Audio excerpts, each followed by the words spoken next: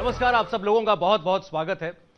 आज हम बात करने जा रहे हैं एक ऐसे शख्स से जो आपको इस वक्त की सबसे बड़ी कंट्रोवर्सी के बारे में सबसे तफसील से बता सकते हैं। आजम खान का वो बयान जिसकी पूरी दुनिया में निंदा हो रही है, मजम्मत की जा रही है, और आखिर कोई नेता इतने बड़े मंच से हजारों लाखों की भीड़ के सामने एक औरत के लिए, एक महिला के लिए, अपनी साथी नेता के लिए जिसके साथ कभी एक ही पार्टी में काम किया हो, ऐसे शब्द कैसे कह सकता है? इस पर बात करने के लिए हमारे साथ हैं अमर सिंह जी। अमर सिंह जी, स्वागत है आपका। शुरुआत में, क्योंकि यूं तो दुनिया ने देखा है, अब तक ये वीडियो मेरे ख्याल में वायरल हो चुका है, लेकिन फिर भी इस कार्यक्रम के दर्शकों के लिए ये वीडियो मैं एक बार फिर दिखाना चाहता हूं और आपको भी सुनाना चाहता हूं, ताकि इसके बाद आप अपने मन की बात कह सकें। ये थे आजम खान रामपुर में।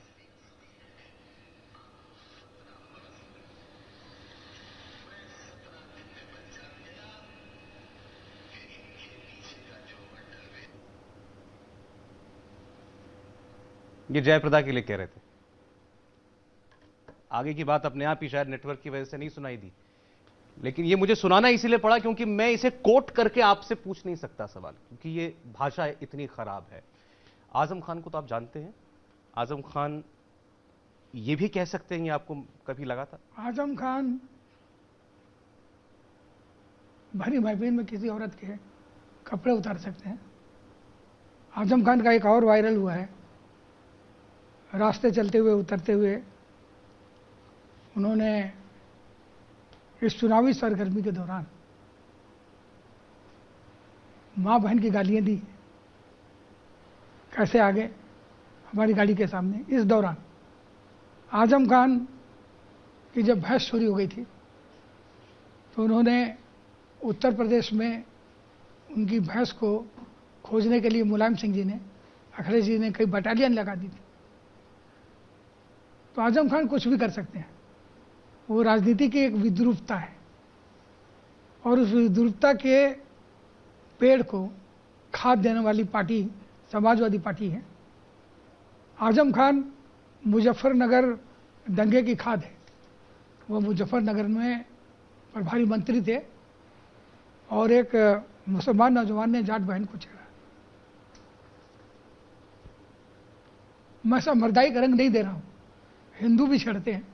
निर्भया को छेड़ने वाले हिंदू थे, लेकिन लड़की को छेड़ने वाला न तो हिंदू है न मुसलमान है। लेकिन उचित कार्रवाई नहीं हुई। मुजफ्फरनगर में क्या हुआ वो देश से और दुनिया से छुपा हुआ नहीं है। कुछ दिन पहले आजम खान ने एक बयान दिया और उस बयान में आजम खान ने कहा अमर सिंह, और अमर सिंह ऐसे लोग, आपको क्लिपिंग मैं दे रहा हूँ जैसे आपने दिया है, और ज़रूर अपने कार्यक्रम में आप दिखाइए।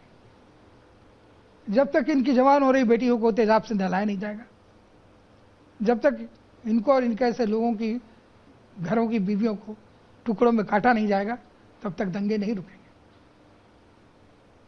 अमर सिंह और जयप्रदा, मैं मशगूर हूं आजम खान का। जो आजम खान साहब ने कहा कि जयप्रदा को वो लाए, अब तक मेरे ऊपर चिपकी हुई थी जयप्रदा, उन्होंने इस चिपकाव को हटाया है और स्पष्ट किया है कि जयप्रदा जी को राजनीति के पटाक्षेप में एनटी रामाराव जी और चंद्रबाबू नायडू के बाद उत्तर प्रदेश की शस्य श्यामला धरती पर स्वयं आजम खान लाए।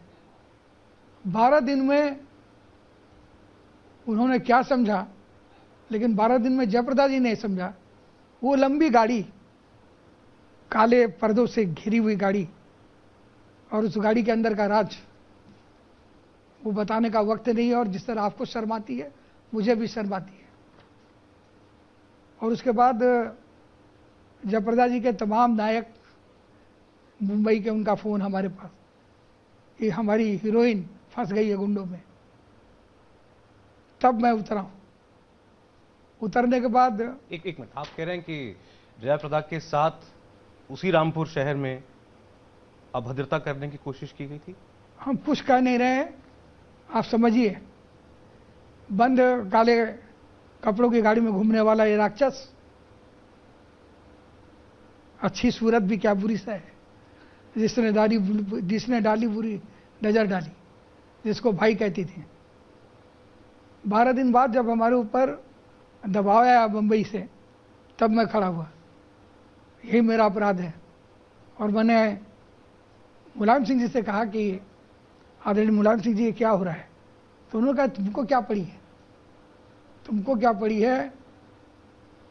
आजम खान को मैंने रामपुर की जागीर दे दी है, रामपुर में वो जो चाहे सो करे। रामपुर केंद्र शासित प्रदेश की तरह है। हम रामपुर का न तो टिकट देखते हैं, न हम रामपुर में हस्तक्षेप करते हैं। रामपुर में खाता न वही जो हमारा भाई आजम खान कहे वही है सही। ये घटना है और मैं बहुत विनम्रता से कहता हूं कि मुलायम सिंह इस बात का खंडन कर दें, मेरे सामने बैठ जाएं या मेरे बगैर कर दें। उसके बाद जयप्रदा पर हमला हुआ और बहेड़ी के गुंडे ने एसिड फेंका। एसिड से उसके चल रही गाड़ी की शीशे चटखटाए। उस गुंडे को हमने चिन्हित किया और मुरादाबाद के प्रत्याशी वर्तमान में और सांसद सर्वेश कुमार सिंह ने हमारी बड़ी मदद की। इस तमाम प्रकरण में समाजवादी पार्टी का चिन्ह जरूर था जयप्रदा जी के साथ, लेकिन उनकी रक्षा सुरक्षा व्यक्तिगत रूप से मैं और राष्ट्रीय स्वयंसेवक संघ के कार्यकर्ता और निश्चित रूप से मुसलमान गुंडा और हिंदू लड़की एक टीम जरूर बन गई थी। और सर्वेश सिंह जी ने उस समय ठाकुर द्वारा का प्रतिनिधित्व करते थे। मेरी आदत है कि मैं नाम, स्थान और घटनाओं के आधार पर विवरण करता हूं। ठोस बात, सीधी बात, जो लोग हैं, स्थान है। बूथ पर पूरे चुनाव में यह सत्य है कि रामपुर के सभी प्रेक्षागृहों में जयप्रदा की फिल्में लगवा दी गई। ये सब उपक्रम हमने किए, अपने तमाम समर्थकों को जुटाया। पूरा चुनाव, दोनों चुनाव, वो जयप्रदा बनाम राजमुंदरी दक्षिण से आई लड़की, उसे क्या पता रामपुर के पूछे क्या है, गलिया क्या है। लेकिन खिलजी आजम खान, अब्दाली आजम खान, तैमूर लंगी आजम खान की प्रवृत्ति की जब वो पोषक नहीं बनी, उनको भाई कहती थी, पता नहीं वो क्या समझता था। हमले हुए, नग्न चित्र, विभत्स विद्रूप चित्र बने।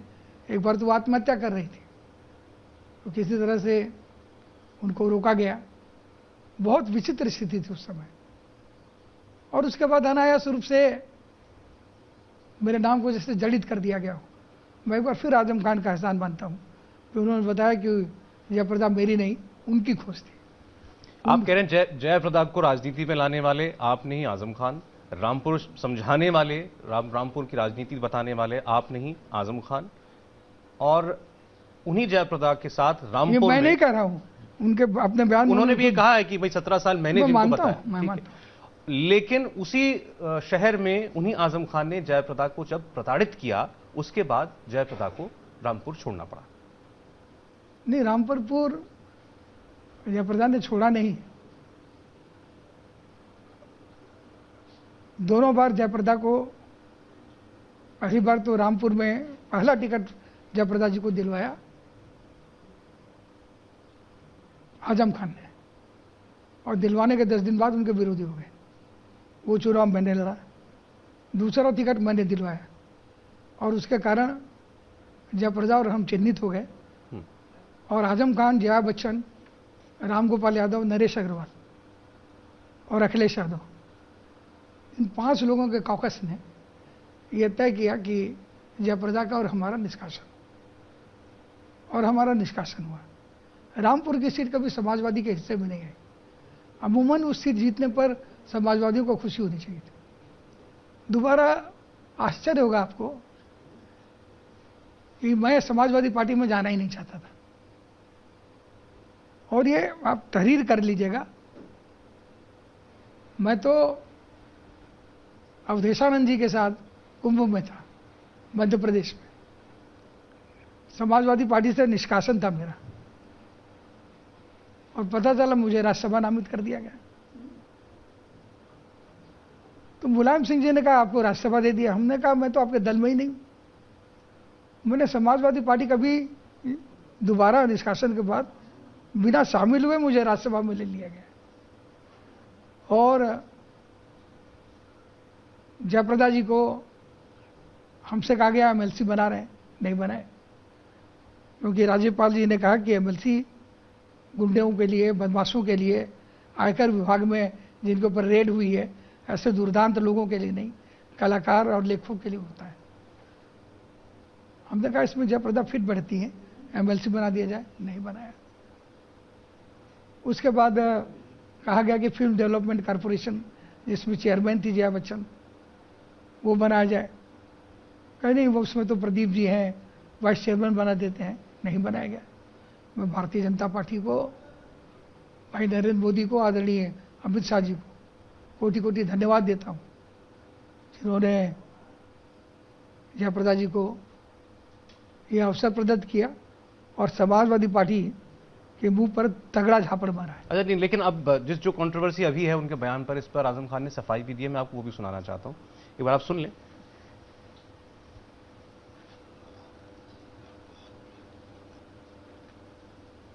आपको हाथ में, आप इस फोन लेकर के सुनने, थोड़ी आवाज कम है।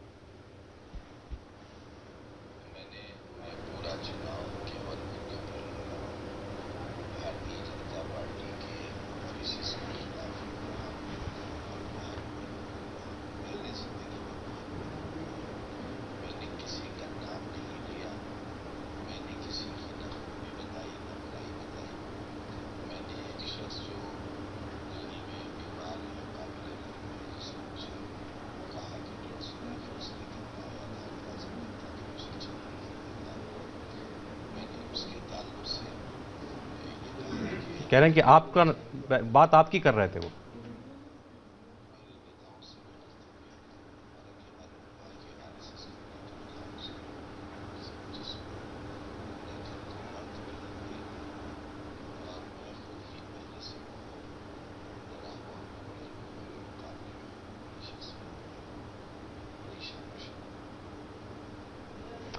दिल्ली में एक शख्स जो बीमार हैं, मैंने उनका जिक्र किया था, मैंने उनके लिए कहा था कि हम इनको जानते हैं कि ये न हिजड़ा हूँ, न जनखा हूँ, न नपुंसक हूँ।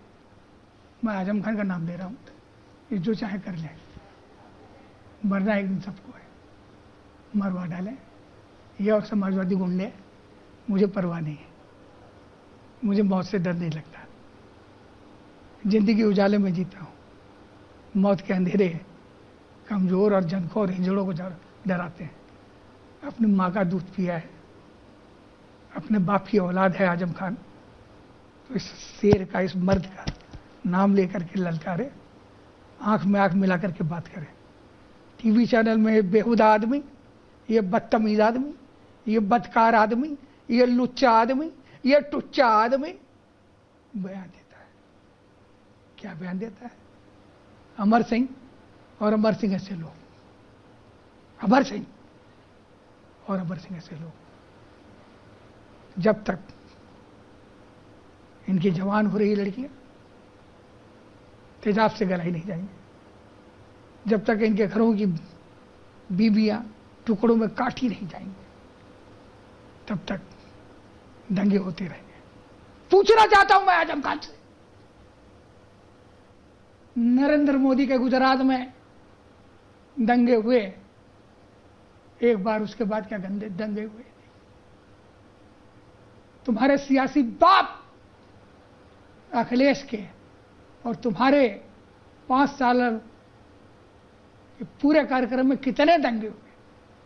मुजफ्फरनगर में जब तुम्हारे कौम और मिल्लत के लोग काटे जा रहे थे, ठुमक्कर मल्लिका शेरावत सफाई महोत्सव की सूर्यनबी शाम को अपने होठों को चूमते हुए तुम्हारे महबूब नेताओं की ओर नजर करके नाचते हुए करे थी, ओफ ओफ भीगे ओठ मेरे, मत करो इंतजार, सारी रात बार बार, अरे ओ यादव परिवार कर मुझसे प्यार, ओफ ओफ ओफ।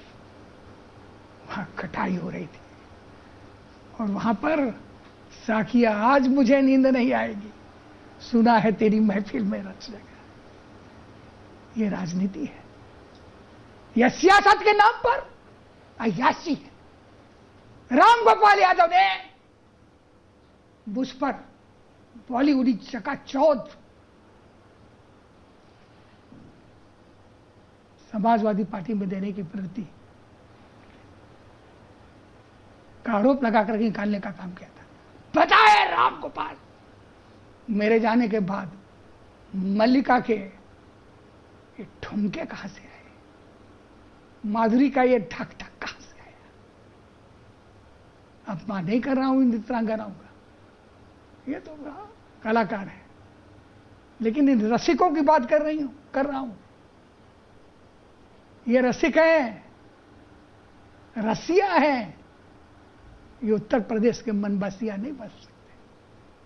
और मैं पूछना चाहता हूं उनसे, क्या मुजफ्फरनगर के दंगे के बाद रोते बिलखलाते कटे पिटे मजलूम मुसलमान परिवारों के पास आजम खान, क्या कहते हैं वो नेताजी को, रफीकुल मुल्क मुलायम सिंह और उनकी औलाद अखिलेश यादव कितनी बार गए। पूछना चाहता हूं मायावती जी से, नहीं गई थी क्या नरेंद्र मोदी के प्रचार में गुजरात, और क्या नहीं कहा था कट्टरवादी है मुसलमान इसलिए मोदी के प्रचार में है। और अब देवबंद में बयान बदल गया कि हमें अली का वोट चाहिए, बजरंग बली का नहीं, बटना मत। ये क्या राजनीति है? ये राजनीति नहीं हुई, बल्कि मनीष मल्होत्रा के फैशन डिजाइन का कपड़ा हो गया। आज ये कपड़ा, कल वो कपड़ा, आज ये नीति, कल वो नीति। कल गुजरात में मुसलमान कट्टर, आज मुसलमान का ही वोट चाहिए। ये क्या सियासत है? जब भी जी चाहे नई दुनिया बसा लेते हैं लोग, एक चेहरे पे कई चेहरे लगा लेते हैं। मुझे ये समझाइए लेकिन कि ये जयप्रदा के साथ जो कुछ भी व्यवहार हो रहा है, इसके पीछे कोई राजनीति है, रामपुर की सियासत है, या आपके और आजम खान की निजी दुश्मनी अदावत? मेरी कोई दुश्मनी नहीं, ये दुश्मनी है। मैं गया ही नहीं रामपुर, ये दुश्मनी है। जीवन और मृत्यु से संघर्ष कर रहा एक व्यक्ति अपने जीवन के सबसे गंभीर बीमारी के दौर से गुजरा, क्रॉनिक फूड पॉइजनिंग।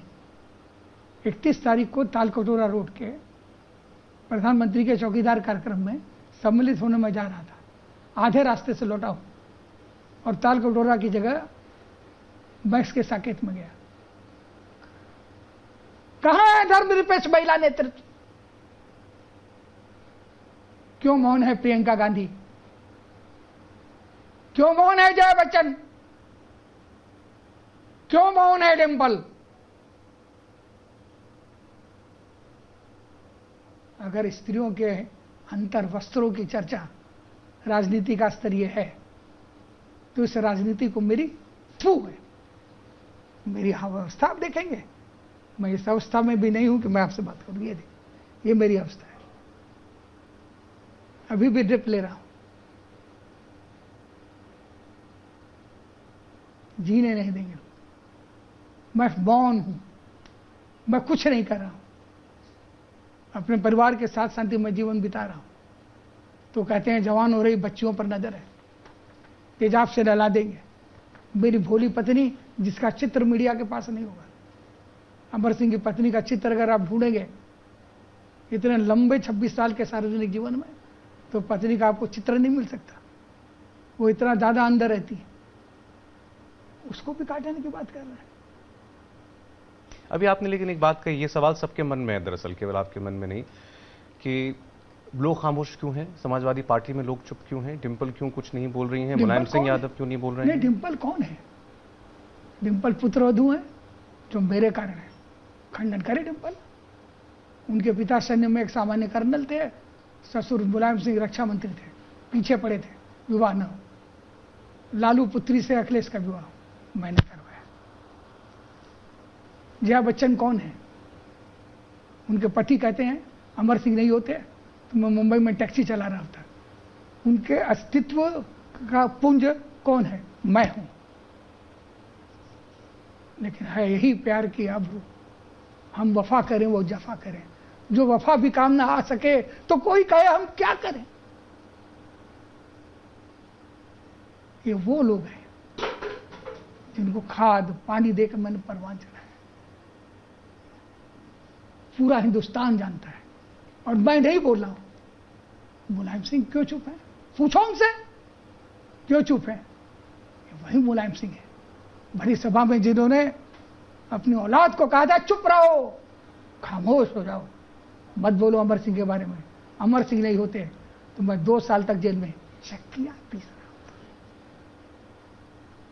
मैं वही अमर सिंह हूं, ये वही मुलायम सिंह है जो चक्कियां पीस रहे होते अब नहीं पीस रहे हैं।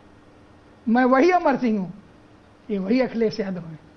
ऑस्ट्रेलिया नहीं गए होते, डिम्पल उनकी अर्धांगिनी नहीं हुई होती।